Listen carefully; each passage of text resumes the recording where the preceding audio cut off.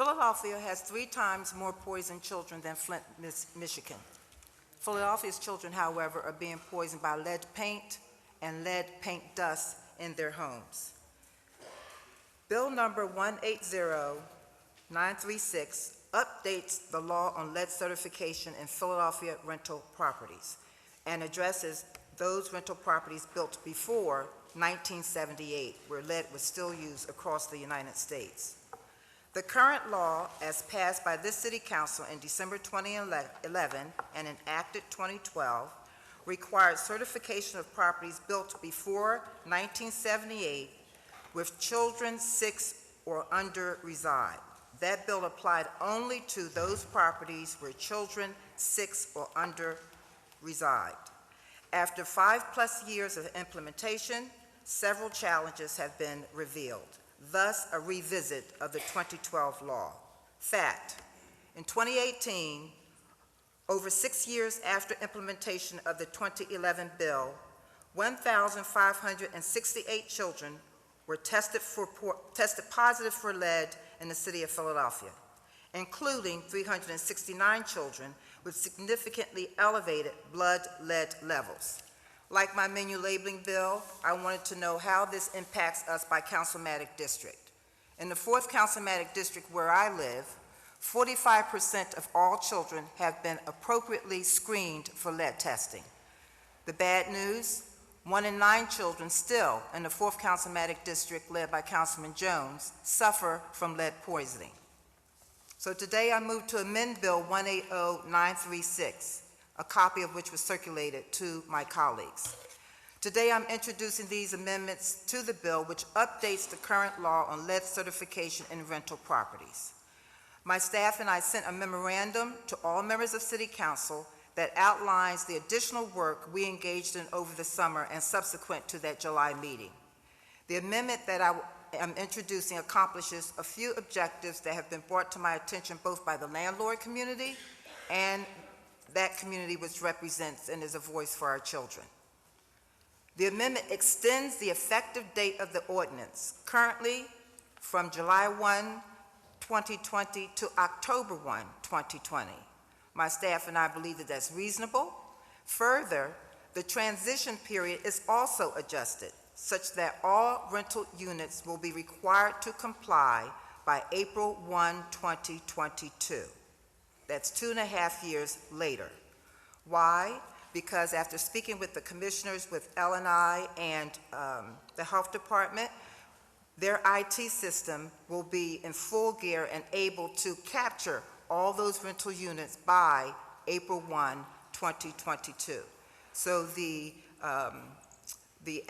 application of the law will happen in chunks, starting with those parts of the city where we have high risk of lead, and that too has been broken down by zip code.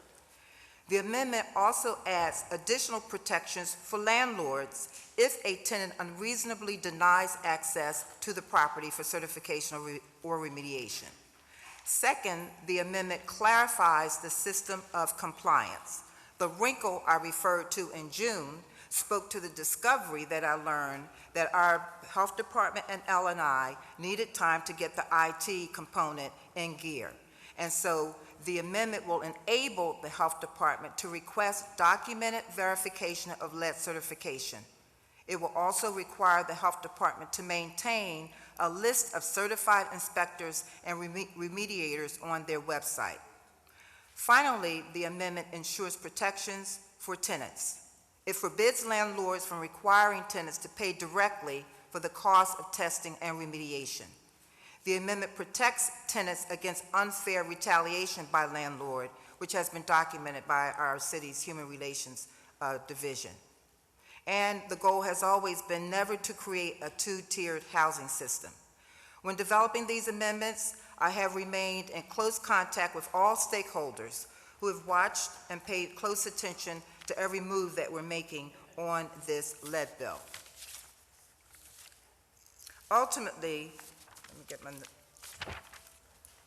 the approach that we want to put in place, we want it to ensure enforcement.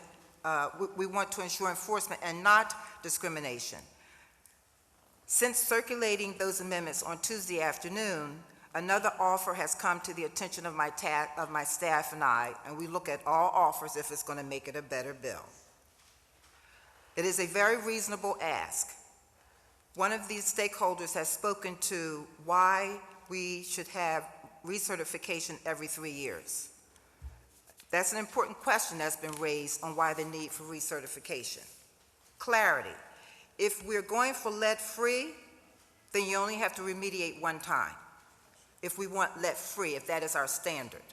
But we're going for lead-safe because it's less onerous from a cost standpoint, particularly for small landlords.